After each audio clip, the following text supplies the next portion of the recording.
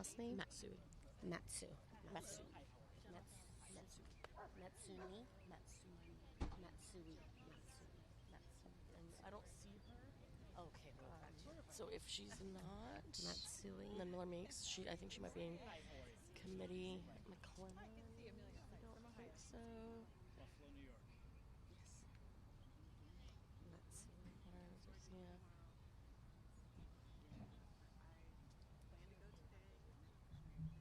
I don't know. I'll just.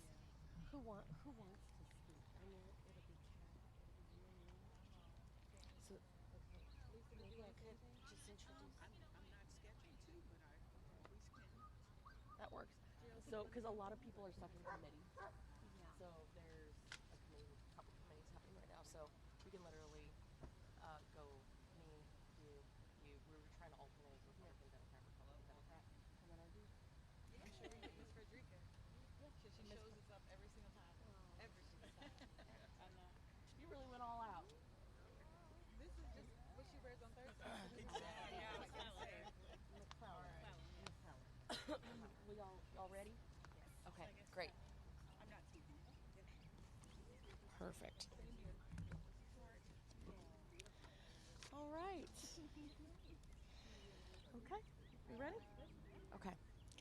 All right. Well, good morning, everybody.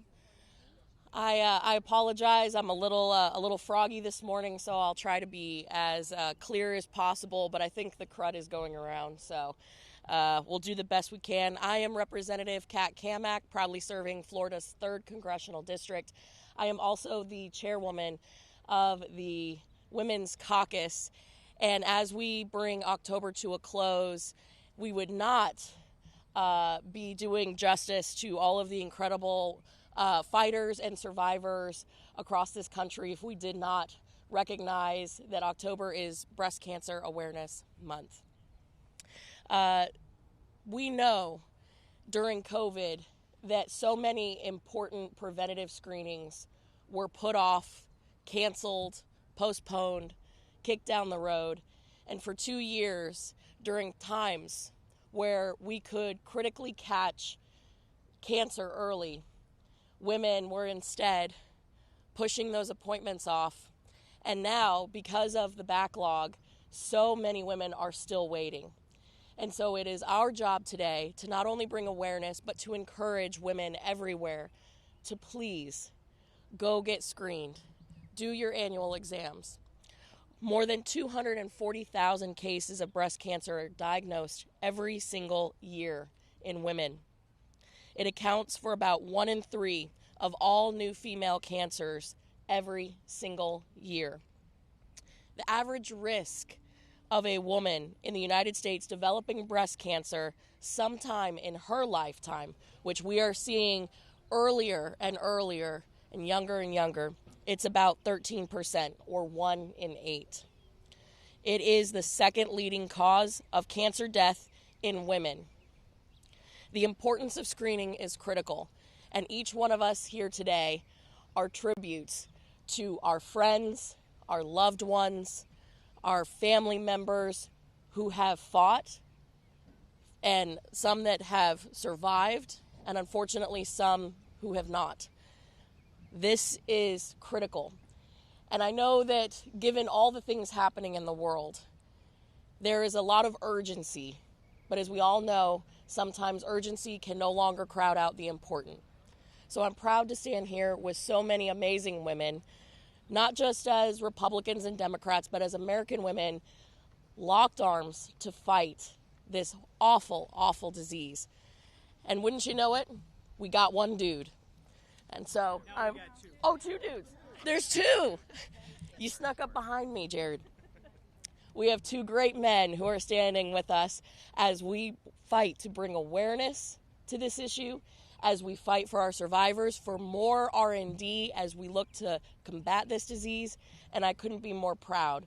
So thank you to all of my colleagues who are with me here today to bring awareness to this very, very both important and urgent issue. At this time, I would like to invite my co-chair, Representative Sykes, and by the way, great outfit. I feel like I fell down on the job today. Thank you so much.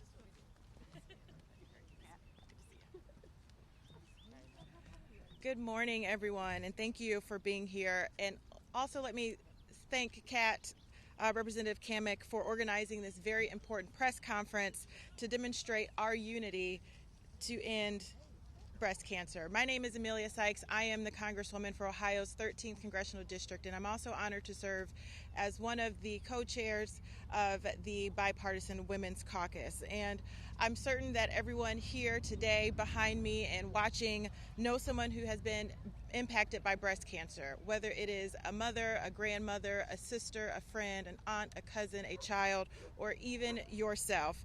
This disease knows no political, economic, geographical boundaries, and it doesn't care if you are a Republican or a Democrat, if you're from a red state or a blue state or a purple state.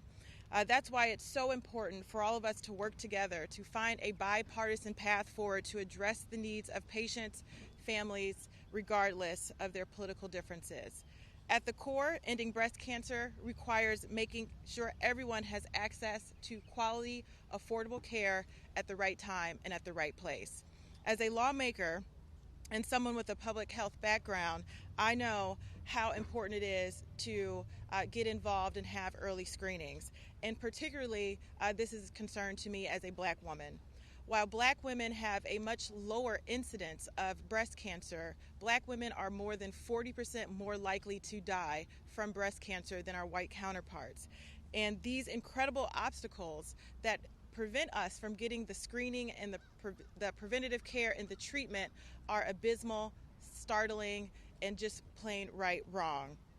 We know that closing the gaps into care and increasing access to quality, affordable care, affordable prevention, early detection, and treatment options, all of these things can help ensure that people, their patients, and families are protected, and most importantly, we are saving lives.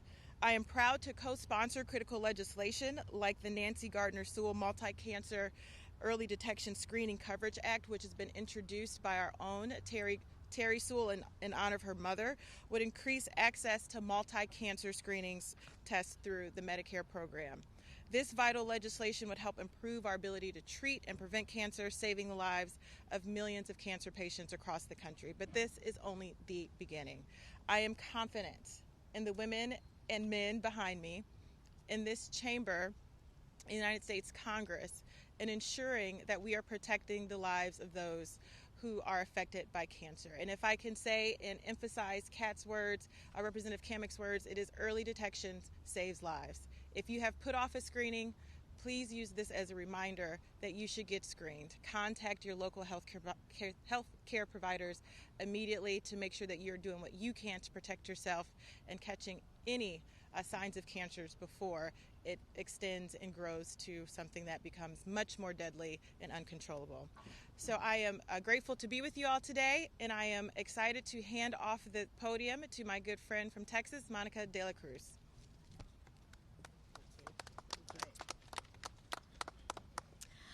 Hi, good morning. I'm Congresswoman Monica De La Cruz, representing the 15th Congressional District in the great state of Texas. Today, I could not be more honored to be here in front of you, here with my colleagues on both sides of the aisle. And I say that today because one of my very best friends, Rosie, suffered from breast cancer, had a double mastectomy, and is today having surgery due to that surgery. So my heart, my prayers, and my thoughts are with my very best friend. And today it is so meaningful for me to stand up here with my colleagues to show that this is not a red issue, it's not a blue issue. This is a red, white, and blue issue for all American women. And it is important for us to come together and support each other in this cause for bringing awareness, supporting research and diagnosis, and supporting the families of those women who are suffering from breast cancer. Because it's not only the patient, but it's the husbands, it's the children, It's the friends that all are there supporting the brave women going through their cancer treatment. But we have good news that God is with us, and there are so many beautiful women like my dear friend Rosie who has survived breast cancer and who can survive breast cancer, especially with early detection. And so today, it makes me so proud that after a month of a soap opera, a telenovela that we've had at the Capitol, that we stand together for something that is important, and that is bringing awareness during this month for breast cancer. Thank you so much for being here today. Thank you to my colleagues who came today on this gorgeous, gorgeous day to talk about this important topic. And with that being said, I'd like to turn the microphone over to Congresswoman Maxine Waters. Thank you. Thank you, and good morning to all of the press that's shown up here today. I am so pleased to see you all here covering this very important event. But more than that, I'd like to thank Congresswoman Kat Cammack and Monica De La Cruz for the leadership that they've provided for us to have this press conference today and all of the work that they're doing. And this is especially important because this month we're highlighting breast cancer. We are women who not only care about ourselves, but we care about all women. And we want to make sure that we share the information and that we give the support that is needed for all women to understand how their lives can be saved. I have 3 friends that fall into 3 different categories. I have one friend who is taking chemotherapy right now, who discovered a little bit late. We're very hopeful that it's going to turn out okay. I have another friend that died because she did not have early detection. And I have a young friend who discovered a lump on her honeymoon. And so this is going to be early detection for her in self-discovery. And I know that she's going to be fine. But I want you to know too many women are dying that did not have to die because they did not understand the importance of early detection. Too many women of color in particular are dying because they did not understand and take advantage of the opportunities to have early detection. I believe that we can fight cancer. We've invested a lot. We're going to continue to invest a lot from the public policy standpoint. We're going to continue to give support. We're going to continue to give outreach. We are doing this because we care so very much about all women. And am I proud to be here today in this cooperation in the Women's Caucus that is bipartisan. We're not worried about which party we belong to today. And I know sometimes we're ranting and raving about public policy, but not on this issue. We're together, Democratic women, Republican women, working together to give information that we know will save lives. And so I'm absolutely committed to the proposition that we can save lives. And I want all of the women within earshot to understand that we can be very important in the discovery of lumps. Self-examination still works. I want women not only to do that in the shower whenever they have the opportunity to, but also get your checkups from your doctors and make sure that you're getting the screenings that are necessary. We are committed to doing this, and when you see the Democratic women and the Republican women working together, you know we must be very serious about this issue. And so I was here today, not only because I was committed, but I reached out to other women in the Democratic caucus and said, please join, please be there. We all need to be represented. And while I was running a little bit late today, in my high heels, I kept running so that I could get here and share this information with all of you. So do us good. Give us real coverage, make it the front pages, do everything that you can to ensure that the education and the information gets out. Thank you very much.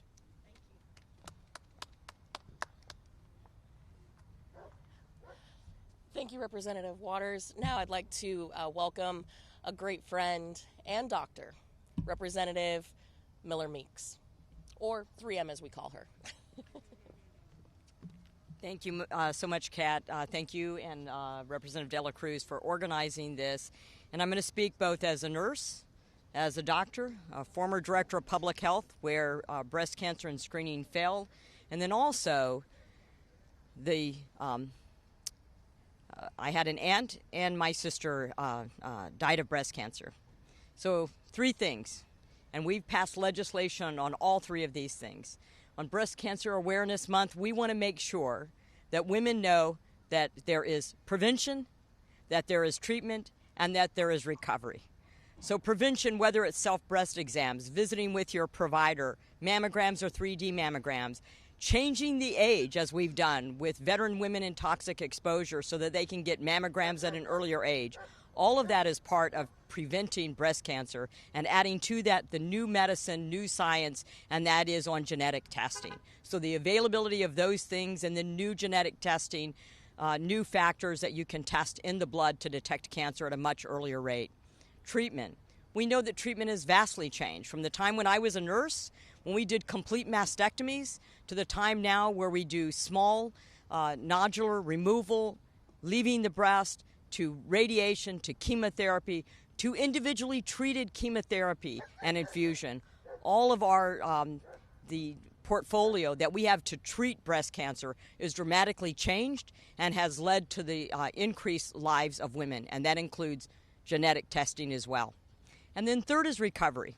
And we don't talk about recovery a lot, but I think Representative Dela Cruz mentioned that with support for families. But more than that, it's breast reconstruction so a woman can feel whole again, or the type of device if they don't want to have a breast reconstruction, and improved devices. We have legislation on all of those issues. So we want women to know that we are here to advance their awareness and let them know that there is prevention, there is treatment, and there is recovery. Thank you so much. I'm going to yield now to Representative Schakowsky from Illinois. Thank you. I am so honored to be here with this bipartisan group of women and men who support this important cause. So I want to talk to you about dense breasts. Dense breasts. Right now in the United States of America, 43,000 women die each year from breast cancer. And many of them, it's just been undiagnosed or misdiagnosed. And it turns out that 71% of the women who die, who are diagnosed with breast cancer have something called dense breasts. So early detection is very, very important, but it doesn't always catch. If you have a mammogram, regular mammogram, doesn't always catch dense breasts. This is not something that if you do your own breast examination that you necessarily feel, but about half of women have dense breasts, and 71% of the women, as I said, who are diagnosed have dense breasts. So early detection is very, very important. So we have to pass the legislation that we're all here about. But I also want to mention that we have a bill called Find It Early that says that women who need to be diagnosed to see if they have dense breasts, when you find out that you have dense breasts and you need a different kind of examination, it can cost up to $800 to be able to get that examination. In other words, a mammogram can be free, but the other diagnostic techniques can cost up to $800. And many women say, forget it. I'm not going to do it. I can't afford it. So our additional legislation, the Find It Early Act, would say that any kind of diagnostic diagnostic testing for breast cancer has to be free of charge. So let us pass the legislation to make sure that we have early diagnosis, and let's also make sure that we pass legislation, the Find It Early bill, to make sure that women, the almost half the women in the country that have dense breasts, get the kind of attention that they need and the diagnosis that they need for free. So we stand here on behalf of women. We stand here in a bipartisan way. Our wonderful men colleagues have joined with us, and we can get this done. We have to get this done. So many women dying of breast cancer in the United States of America. Shame on us when we can do something about it. That's why we are here. Thank you so much.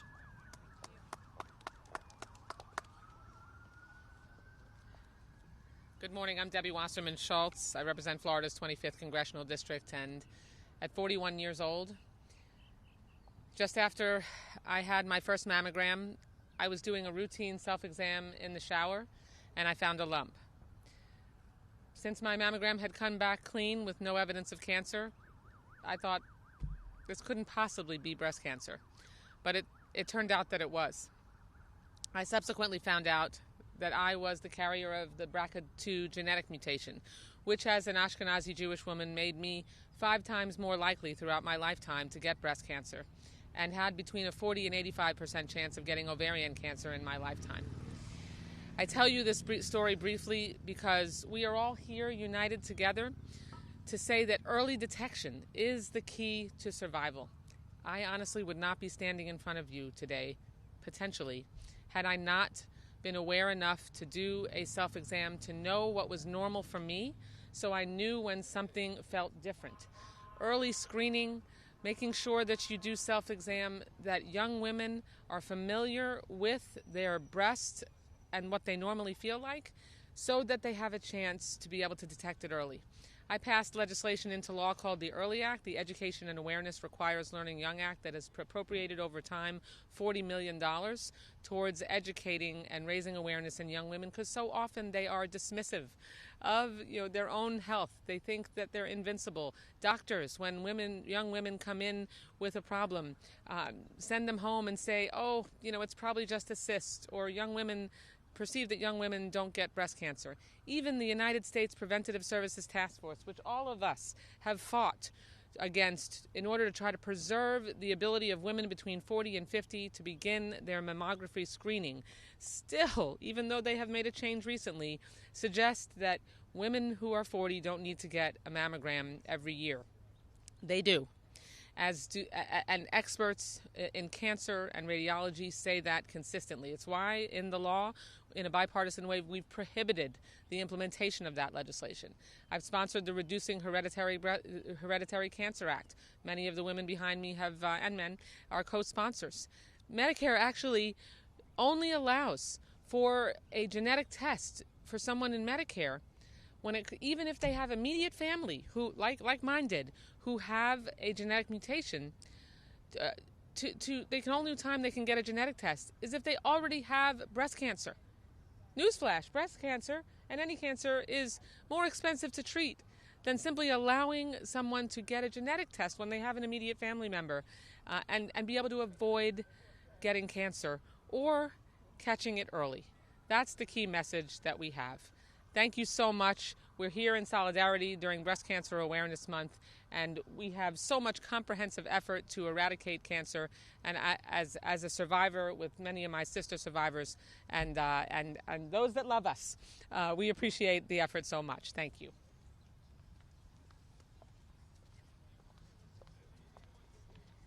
Good morning. I am Congresswoman Jennifer McClellan from Virginia's 4th District, and as the newest member of Congress and the first Black woman elected from Virginia, I am keenly aware, as you have heard, that Black women are more likely to die from breast cancer and are more likely to be diagnosed with triple-negative breast cancer, which is an aggressive form of the disease that does not have targeted therapies. And that is why we stand here today united to say how important early detection is and how important mammograms and early screenings are. So important that I have my mammogram scheduled for tomorrow morning.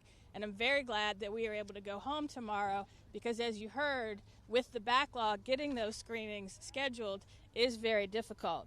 You've heard about a lot of the legislation that has already been introduced that we are supporting. I'll quickly name two more before turning it over to my next colleague.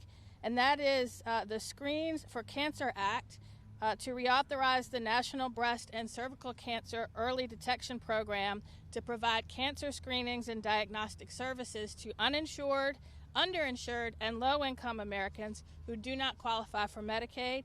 I'm also proud to co-sponsor the Metastatic Breast Cancer Access to Care Act to cut bureaucratic red tape and ensure that men and women suffering from metastatic breast cancer, because it's important to note men can get breast cancer too, but this bill will ensure they can access the services and treatments that they need without having to wait for their Social Security disability insurance or Medicare benefits to kick in, because bureaucratic red tape, insurance companies should not stand in the way of you getting your screening or your treatment. We need to do all that we can to ensure early detection, early treatment, and as someone who is very proud to represent the Massey Cancer Center, which is doing amazing things in cancer detection and treatment, we must ensure that we have sufficient funding for research and development to address cancer once and for all. With that, I would like to turn it over to my colleague, Frederica Wilson of Florida.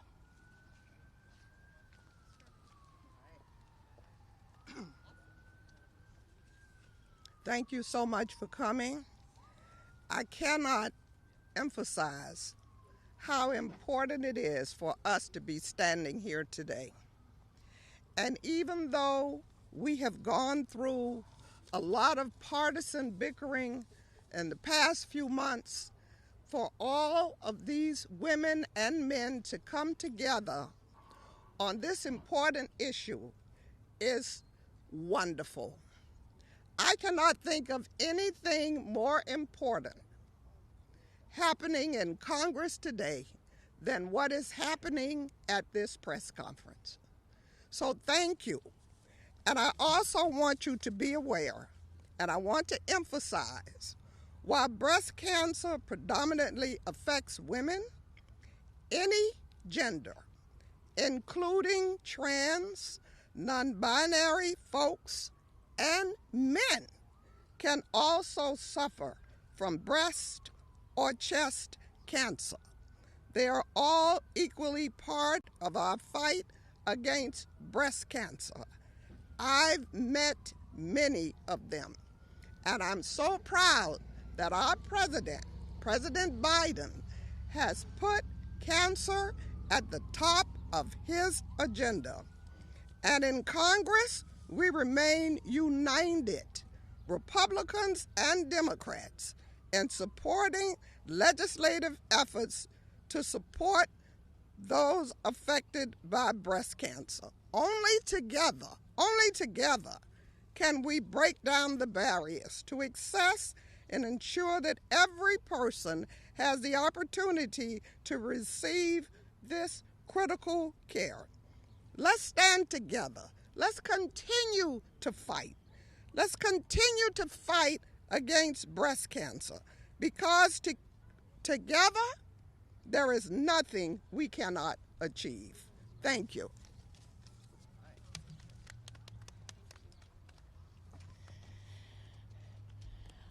Well, I first want to thank all of my colleagues who have joined me here today, including two of our fellows, Representative Langworthy and Representative Moskowitz. It really is a bipartisan issue, and I just cannot thank you enough for being here to cover this. This truly is an epidemic that we need to confront head on. This is not a Republican issue. It is not a Democrat issue. This is an American issue. It is a woman's issue. And we are united in the fight against breast cancer. And again, thank you all so much for being here. We're happy to entertain any questions about the legislation that so many of my colleagues have undertaken. If you have any questions, we'll be happy to take them now. Seeing none, we will get out of the sun and get back to work. So thank you all so much. Yeah, let's do this right here. Right around the sign. Yep, and there's a sign too. Yeah, and actually we could put the sign right here, right? Okay. You're tall. Well, here we're here. If you know what? Yeah. Here, take it off. Take it off. Oh, is it tape? See, this is women solving problems. We'll staff ourselves. Oh, here, and here. If you do that, I can hold it. Why don't you hold it on one side? Oh yeah, we can just hold. Let's hold it. There we go. Sorry, no, that's okay. Does that work? See, exactly. Collegiality, teamwork, sisterhood. You've got this figured out. All right. Wait. Oh, wait. So you don't get lost. Okay. There we go. Now it's go. All right. Oh wait. Should probably take myself off here. Take my glasses off.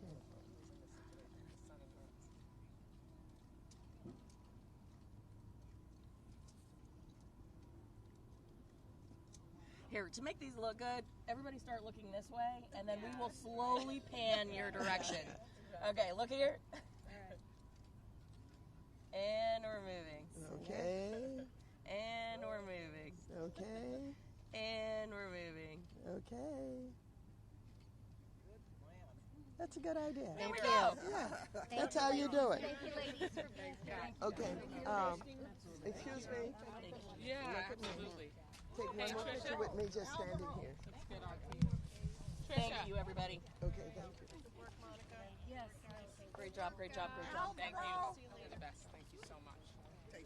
Yeah. You want to do it?